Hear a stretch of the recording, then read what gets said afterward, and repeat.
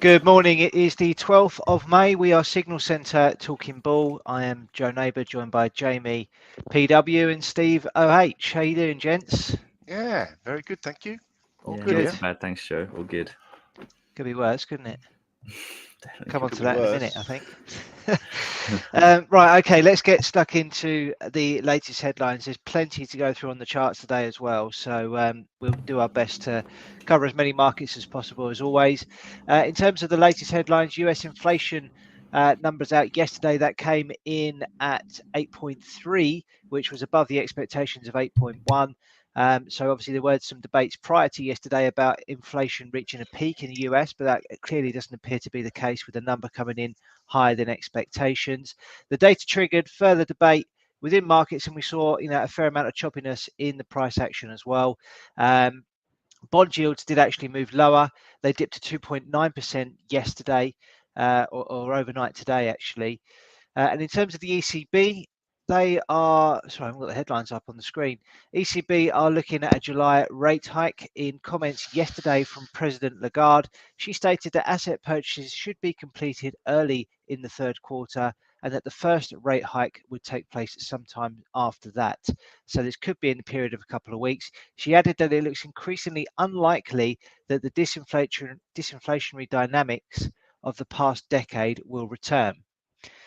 We then had some UK data that came out yesterday, and there was some choppy trading in equities as a result of that. But we saw the GDP in the UK decline 0.1% for March, with the first quarter growth held at 0.8% compared to the consensus forecast of 1%. So we have seen the UK currency sliding to two-year lows against the US dollar. And then finally, onto the cryptocurrencies, which we will give an extra bit of attention to today, because there's been some very sharp declines there over the past 24 hours, which have come off the back of weeks of selling anyway, especially with the tightening financial conditions and a big dip in the confidence in the sector, with the collapse of some major stable coins, as they are known as, but we'll come on to that shortly. So let's get stuck into some charts first. I'm actually going to take over the reins and continue talking and have a quick look at Forex, if that's all right, gents, just because I want to give crypto an extra bit of airtime at the end. So this is a dollar index yesterday, continues to hold up really well. We're up by another 0.1% as things stand at the minute. So clearly, remaining well supported as things stand. If we take a look at sterling versus the US dollar, we can see that's making new lows this morning and looks set to head towards this 78.6% fib level, which comes in at 120.25. So no let up on that.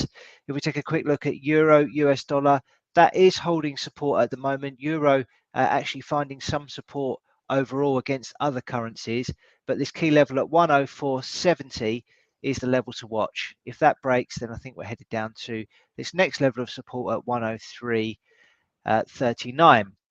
But there are some other interesting patterns going on, particularly in anything linked to the Japanese yen. I've got a nice head and shoulders top pattern formed here on Aussie yen on the daily chart. We've seen a nice breakdown yesterday. We saw a bit of a reversal to the upside yesterday intraday, but then that reversed quite significantly to close on the lows, and we're backing that up with further declines today, down by 0.4% as things stand on that one. Measured move of the head and shoulders top comes in at 85.15. So that looks really nice from a technical perspective. Aussie US dollar has broken to new lows, taking out the support at 69.67 and showing no signs of slowing. So that looks pretty ugly as well. We've got euro sterling completed an inverse head and shoulders here and breaking out through the downtrend resistance line. So that looks pretty interesting as well. Again, further evidence of weakness in sterling, but strength in the euro. So looking pretty good indeed, actually. Measured move target from that head and shoulders comes at 88.23. Another head and shoulders on the yen chart, sterling yen this time, another completed head and shoulders, breakdown yesterday through the neckline and continuing lower today. So there's been no check back at all, and we're seeing further declines there. And New Zealand dollar versus the US dollar looking pretty sick, broken through key support here, headed very quickly towards this 61.8% fib level. And so far today, there has been a little bit of evidence of buying. As we can see, they've got the wick of the candle there, which came up just short of that 61.8%. But overall, looks pretty awful. And yeah, continued dollar strength expected. Indices then, very quickly, Aussie looking pretty sad. Failed at these resistance levels up here, and it's been one-way traffic ever since. We've taken out all of these fib levels, and now in the process of taking out the 78.6 as well as this previous swing low here from March. So no signs of the selling slowing at the moment. If we take a look at DAX, that's off by 0.7%. Tried to rally intraday yesterday, but closed well off of the highs, and we're posting losses today. If we take a look at the FTSE, again, that's down by 0.7%, failed into these resistance levels here and showing no signs of slowing down at the moment, but is holding up on a relative basis quite well compared to particularly some of the US markets. This is the NASDAQ making new lows there, fast approaching this 50% Fibonacci retracement level of this entire up move that we've seen throughout the course of the pandemic, really. So from the lows that we saw in March to those highs that we posted in November last year, we're now approaching the 50% fib level, which could be quite an important one. But I can't ignore what I'm seeing here, which looks like a big old rounded top formation. So still expecting to see lower prices there. And obviously a similar situation on the S&P 500. Completed a head and shoulders top pattern, smashed through the neckline there. Looks to be heading down towards the 38.2% fib level of the entire up move. So as we can see, the NASDAQ was nearer the 50. So this is actually holding up quite well in comparison. But the measured move of this head and shoulders top pattern actually comes in around here, 3,333. So potentially still quite a long way to go on that over the medium term. I feel like I've been talking forever, so I'm going to hand it over to one of you guys to Jamie. You going to talk through some stocks for us? Yeah, I can do. Let me just share my screen quickly. Where are we? Sorry, let's there we go. Right, let me just move on to the page. We see that okay? Yeah, all good. Yep. Cool. Right, we'll jump into some stocks. Sorry, I was looking at my gun to the head trade, and we'll jump into some stocks quickly. Starting off with our biggest gainer and loser of the day. Our biggest gainer, and let me tell you, it was much easier to find a loser than a gainer today. But we had this one here. This is Tricora Resources, Energy and Minerals. Actually had some horrible price action, some a few really bad days in a row, but it came right into this prior level of support and some kind of catalyst event. I might well have been earnings. No, not earnings apparently, but it's gapped up anyway, 25, almost 26%. Not a lot to love here, technically. I guess we are in a bit of a channel formation. I certainly wouldn't have been looking to buy after this kind of steep move down, but if you did, I'm sure you had a nice chunky profit there. Looking at the biggest losers, and there's anything you could pick really here, just kind of blindly pick a stock. We're going with Unity Software, which is down 37% on the day. Looks like an earnings one. As we always say, going into earnings, if we've got price action that looks something like this with the lower highs and the lower lows, I don't want to make a hard and fast rule, but just be careful of it because it usually means there's something wrong. I mean, this is quite a nice technical level we had here at 70, 78. We had the support, broke through, and it's not really looked back, along with a lot of these other stocks that we'll go into. We checked out Coinbase yesterday, and we're going to go more into cryptos in a second, but I thought it was worth highlighting how I've said this about Netflix too, but when a stock is down, I think often it can get misconceived as like a good value buy, because look, if you're looking at Coinbase back in the back end of 2021, you see it $220. You think, wow, look at yesterday it was down to like $75. It's such a steal kind of thing. We're down to 53 today, and to be honest, would you be surprised if before long it was down to like 20, 30? I mean, the price action is not looking positive at all. We've fallen very, very quickly on this, and we'll jump into some of the other some of the cryptos in a moment, which tell a sad story, honestly. Fiverr's the same, down on earnings, 25%. I had a quick look at Fiverr in a small video I did yesterday, which is actually on our TikTok if you want to go and check that out. Tesla into an important level where, I mean, the whole market's pretty much selling off, but some are at more important levels than others. You can see here that this previous area of kind of, what do you call this? Where there's some interest in the market, you can see we've had, it's had resistance here, it's had support here, and we're back down to kind of, it's not drawn up so well, but it's kind of this like 730 level here. So this is very important. I think if we get breakthrough here, our next kind of reasonable target would be these 550 levels, which is much lower down, obviously. Moderna, we've looked at this before. We've looked at this head and shoulders. It looks like it's at that breaking point now, closed right at the level of support, that 123 level I've got there. If this plays out, and I don't personally, and this is just how I interpret it, I think you can obviously take the measured move and see what it could do from patterns like this. But the way I kind of use it is to kind of have a better risk reward trade. So I'm not necessarily saying, look, this head and shoulders has formed, it's going to go down to $32. It may well do, but that's not something that I personally take as like a, you know, it's gonna happen. But it gives you that good risk reward, which I think is important. And that's the way I like to use technical analysis, is finding those good areas where you can get those 2 to 3 to 4 risk reward trades. So, but certainly Moderna at this really, really key level here now. And the way the rest of the market is setting up, it could be falling quite soon as well. Apple, I want to take a quick look at. I think we briefly mentioned Apple yesterday. Are at this kind of quite important support level, 5% down the day. And I may be wrong. I could probably go back and look, but I can't remember the last time Apple had a 5% down day. It doesn't happen very often. If it does happen, you know, which I think is significant. I think when these, it's like we were talking about yesterday, when these bigger stocks are starting to really struggle, and we can jump into Microsoft too, which is clearly broken through this key support on a head and shoulders and a head and shoulders. I think that's when the trouble really begins, which is a bit of a worrying thing to suggest, considering it feels like the trouble's already begun. But, you know, when the Microsofts are starting to struggle technically, when the Apples, when the Amazons, I mean, Amazon's been struggling, it's kind of ahead of the game in terms of falling.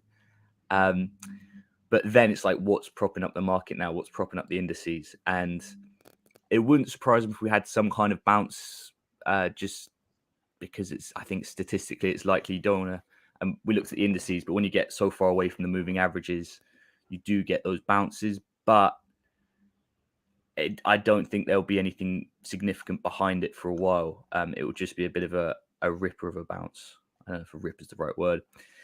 CMC, we've got this head and shoulders. It's playing out quite nicely. Lower right shoulder, which is always adds a bit of value to the pattern, in my opinion. Night coming back down to the 61.8 fib. I think we've looked at this too. Not a lot propping that up at the moment either. I mean, you could pick pretty much any of these stocks. There's not much that's up. I mean, Roblox is the only thing on my watch list that was up yesterday. And that's only because it was down so much that the day before it just had a bit of that bounce I was talking about. But I mean, I feel like I've had these similar conversations for the past week now, and it seems weird that every day it's like another 10, 15, 20% on a lot of these stocks, which is very worrying. And I think today, and we'll jump into the cryptos, as I said, but the human element of what this means, what these big sell-offs means, I think is the saddest part, because we can look at these charts and think, you know, wow, this has fallen 50%, this crypto has fallen whatever percent, but there's real people behind these price moves, and there's real people that are really struggling now. So I think that's important to remember when we're looking at it. But it's sad times, and you know, all I can say is, just even if there's one person that picks this up that's watching, do make sure you respect risk and respect the fact that this can happen. And even if now you think the worst is over, like it's past, it hasn't necessarily. So do be really, really careful, because these are like quite scary times to be to be trading. I'll leave it there. Sorry, I went on a little Yeah, bit too nicely long said, as well. Jamie. I think you raise a really important point. You know, we just look at these as sort of stats and numbers, but you know, there is pain out there. But you know, you've got to be careful. You're right. You have to respect the markets, and it's not easy. And you know, maybe you know, the market participants and the governments around the world who have flooded markets with easy money have made it feel that way. But yeah, it's not straightforward, that's for sure. Steve, can you run us through some commodities? Yeah, sure. You've completely put me off trading, Jamie. Thanks for that. Yeah. Sorry. Right, I'll start with commodities, and we'll break this down on the weekly time frame. The sort of we've still got this flag formation forming, or is it the corrective formation that we've been waiting for months and months and months? Price action on the week has been negative overall for WTI crude oil. We've got this downward trending resistance line here on the weekly. If we break it down to the daily, we can see that yesterday's price action was pretty positive. Over the week, we've moved lower, but we've engulfed or bullish outside candle on the daily chart, so that's pretty positive. Just really, it'd be ideal. This is like a Marabuzo candle. It'd be ideal to hold on to 50% of yesterday's gains. What's that? 84101, really. So 101, we should sort of like find support in here. A break of that 101 support, and we've got potential to wipe out all of yesterday's gains. So look out for that. Gold has been under pressure this week. Also, we've broken down below this upward trending support line, which goes all the way back to August 2021, and we've got a nice number of touch points here. Yesterday's price action was positive. We closed below the trend line, but we've still got this band of support going all the way back to August 20, the year before that, and this has acted as quite a pivotal level when we get down to this 1835 to 1850 area. So price action potentially, yesterday's price action says we're going to get a bounce off it, but I would prefer to see a bit of follow through today.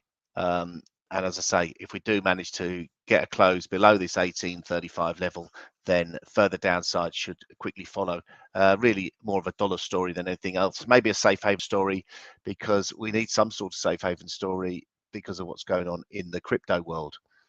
All of the levels that we've been talking about on the major cryptos have been smashed through quite gracefully over the last couple of days. Well, specifically over the last 24, 48 hours, which I suppose is the last couple of days. But we've had this line of area of support down to 28,800, and we've been mentioning that level probably since we made a low back here in June 21. So almost 11 months we've been talking about this. We revisited it at the end of June back then, and we got close again towards the start of the year, January 22. We got, if you say 6,000 points is close. In the meantime, we formed this head and shoulders formation. This we had this like peak here. This is the left shoulder of maybe a potential figure formation. The neckline coming down here, the head. Potentially, we were talking about a neckline. It could be a downward sloping neckline. That would be even more dangerous.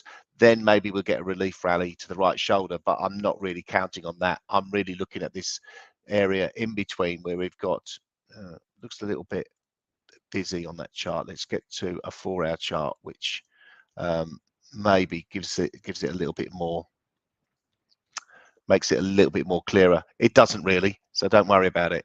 Let's just draw it on here. This is the rally, left shoulder, head. Oh, that's a better one, I think. Downward sloping, right shoulder, and we've broken the head and shoulders formation. That's a downward sloping formation. That's even more dangerous than anything else. But let's take a look at what levels to where we could potentially find a little bit of support, because at the moment, obviously, you're getting a lot of people liquidating their coin holdings, not just Bitcoin, others that we're going to take a little bit more of a look at in a minute. But the formations that we really have highlighted are when we first had the really big rally back in December 2017. It reached just under 20,000. For me, that's a key support level, and that's what we will be seeing that very soon. Also, we've got measured move targets from double tops from the head and shoulders formation. The head and shoulders formation comes in at 15,500. Below that, we've got another level that I think is key around about 12,000. 10 to 12,000 for me. Could be with us a lot sooner than some people think. Normally, when you get a sell-off, they're a lot more aggressive than any sort of rally. And we've seen some decent rallies in the past. So this sell-off could be lightning fast. The one market that I looked at overnight is Ethereum, or this morning, and that hasn't quite broken the support as much as Bitcoin has. So that's holding at the moment around about 1730. That's the line in the sand for me. A break back down below there, and there'll be further follow through selling, and potentially I think the support comes in around about 1300 for that. And Ripple also wanted to look at that. The downward trending, well, it's a descending triangle formation. It's broken to the downside, so plenty of scope for further downside. And levels to watch, or the support really, is about another 50% lower. 35 we're trading at the moment. Wouldn't sort of contemplate adding to long positions or averaging this until we get to maybe 13 to 15. So it looks pretty horrendous. And the one really, the big news story, someone was going to, I suppose one of us is going to go through into the fundamentals behind it, but just from a technical perspective, is Luna. Happy days. This looks like the sort of end of the world. It's sort of like, this is the feeling that I had when Jamie finished speaking about trading. This is and this is continuing. This is live liquid. This is 87% down from yesterday, and this isn't going to stop. And I'm sure we'll go over the fundamentals of it and what's going on. But we're sort of talking about a link to a stable coin, unstable coin, I think I like to call them now. Stable coin has always been a bit of an issue with me, that backs up these cryptocurrencies. And it's a little bit like, I'll tell you a little story. So once upon a time, currencies was backed by gold.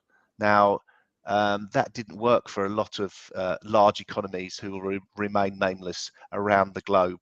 But around about the 70s, they changed they removed the peg of the dollar against the gold. That gives it away, doesn't it? And that meant that basically economies could go away and just keep printing loads of dollars. They wouldn't need to have gold to back it up, as that's what the security is behind the dollar. So that's why we're in the situation we are today, because money is not backed up by anything, or it's backed up by something virtual. It's a little bit like the Tether. Tether's sort of like, well, these are supposed to be pegged to the US dollar, weren't they? Exactly, and we highlighted a story last year about Tether, that if Tether was supposed to be backed by, if there was supposed to be one Tether for every $1, then that there should be sort of like a huge amount of dollars sitting somewhere within the Tether world, and that wasn't the case. We found that there was, there was lots of stories about it's actually backed by loans and guarantees and everything else apart from actual real physical dollar. And then we create stable coins that are actually algorithmically based around another coin. It's incredible how poor this is. I mean, I'm disappointed in myself really that I didn't just sell this, because and buy the dollar at the same time in a physical sense, because at some point these things were going to collapse. I mean, the technology behind them hasn't worked, and I think the biggest issue now in crypto is the massive erosion of trust that's going to happen off the back of this. This is going to take a long time to come back from. People investing switching out of their cryptocurrencies into stable coins because they think they're stable and going to be linked to the dollar, and they've just been absolutely kicked in the nuts. Yeah. So the stable coin behind it, isn't it Terra or something? Jamie knows more. So Yeah. Do maybe you want to we'll take over, Jamie, let him and pitch in. explain to us what you He's young put him under people are pressure doing? now. His mic's not on. What you young people are doing? I certainly wouldn't say I know more. I had a brief read of a story yesterday. Maybe I can I bring it up. Let's see if I can grab it. So Terra is supposed to be like worth $1, and it's like worth what, 70 cents now, or 65 cents, something like that. Yeah. So this is the big story. What you were just looking at, crypto. Luna plunges, UST stablecoin saga deepens. And I mean, certainly have a little read of this article if you got time. It's on Yahoo Finance. It's the thing is, I don't want to talk about the fundamentals too much. Not something I completely understand, so I don't want to pretend I do. But how this can happen, and like I said, I don't want to get back into it really. But the human element is the saddest part of all this. I was looking earlier at the market cap of Luna, which I think it says it already. I'll share this because this is an interesting. Here we go. So this is the market cap of Luna, and you can see in, let's call that, 3 or 4 days, it was a 23 billion market cap, now down to 245 million, and the difference, and I can't remember the exact stat, but I've read about the difference between a million and a billion, and it seems silly because it's like, obviously it's a lot, but it's something like a million seconds is like 6 weeks, and a billion seconds is like 34 years or something like that. So the difference between 245 million and these billions is so much, and this has just all been wiped out in just like that, like it was never there. Well, it wasn't there. It wasn't. It wasn't. I think it's that's all the problem, virtual, isn't it? so it wasn't there. Yeah. And it's just, I mean, it's just a sad state of affairs. And I think what you said about trust, I think that's the real thing going forward, because I was reading a little bit about Luna, and I think it was the top 10 market cap. It was in the top 10 market cap for cryptos. And like I say, I'm no expert on this. I don't know.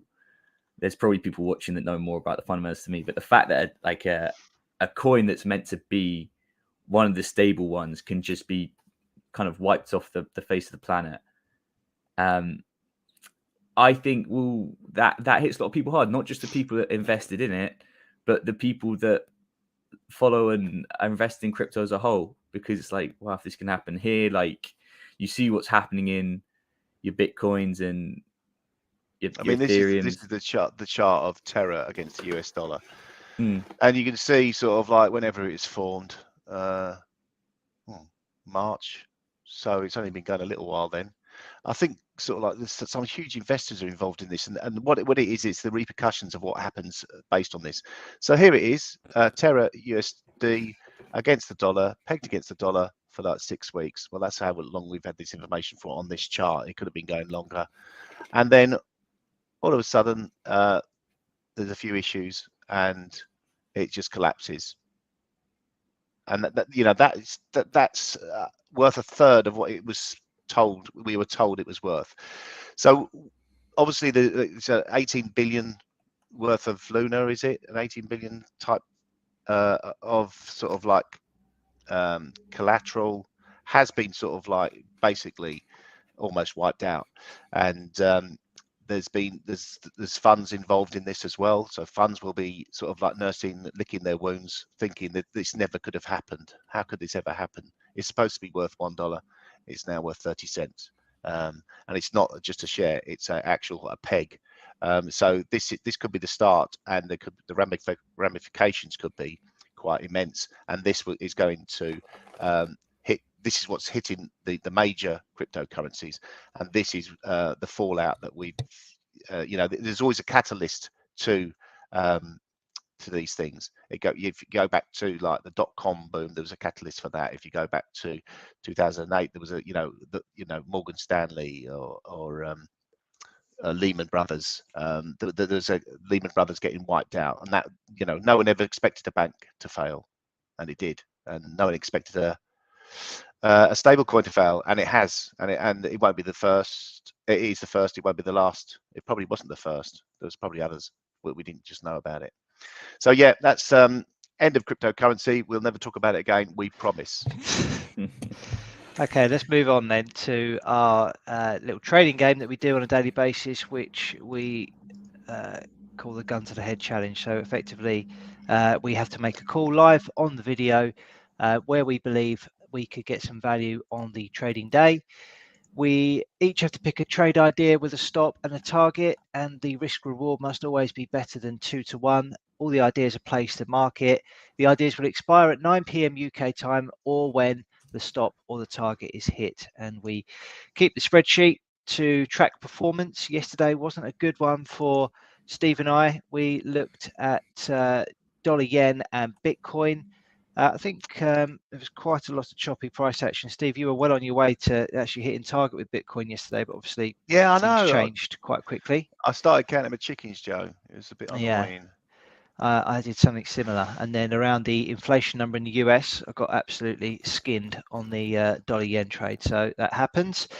Jamie, however, you provided a little ray of light there. You were 0.78 R on side at 9 p.m. on your sterling New Zealand dollar short. So well done to you. Thank you. Got to try and pick 3 new trades today. I mean, I was just looking at the cryptocurrency price action over the last hour, but given, you know, the situation, I don't really want to be seen to be giving any false hope to any owners or cryptocurrency enthusiasts. So I'm going to avoid that today and actually take a look at the 10-year US yields, because I think there's maybe a bit of potential here for a bit of a reversal in the yields. We saw them top out at around 3.2%. And for me, on the hourly chart, it looks as though we formed a little bit of a top here, broken down through support at 2.90. So I'm actually going to try and sell that today, the US 10-year yields, which is currently trading at 2.839%. I'm going to target a move down to 2.618, which is actually a fib number as well, which is, you know, very impressive, and a stop loss at 2.922%. So looking for 2.81 R on that today. So a little bit different, but I just kind of want to stay out of the carnage that we're seeing, not only in cryptocurrency, to be fair, but yeah, that's my trade of the day today. Who wants to go next? Very nice. Do you want to go, Steve? Yeah, I don't mind. Ethereum has sort of like held at this previous resistance level, and it's bounced off there over the last hour, formed a nice little bullish hammer. So I'm going to buy this little bad boy. Where we're going to see it sort of bounce to, let's just take a look at the most recent price action. This is an hourly chart. Yeah, that is where it is. That we moved from, so that's the 11th. What are we now? Are we the 13th? We're 12th. So it's only yesterday at 11 o'clock. So it's only 24 hours we've come off in this period. Let's get it right on the money. So let's get a 60%, 61.8%. Risk reward isn't great, but I'm going to tighten up the risk on here.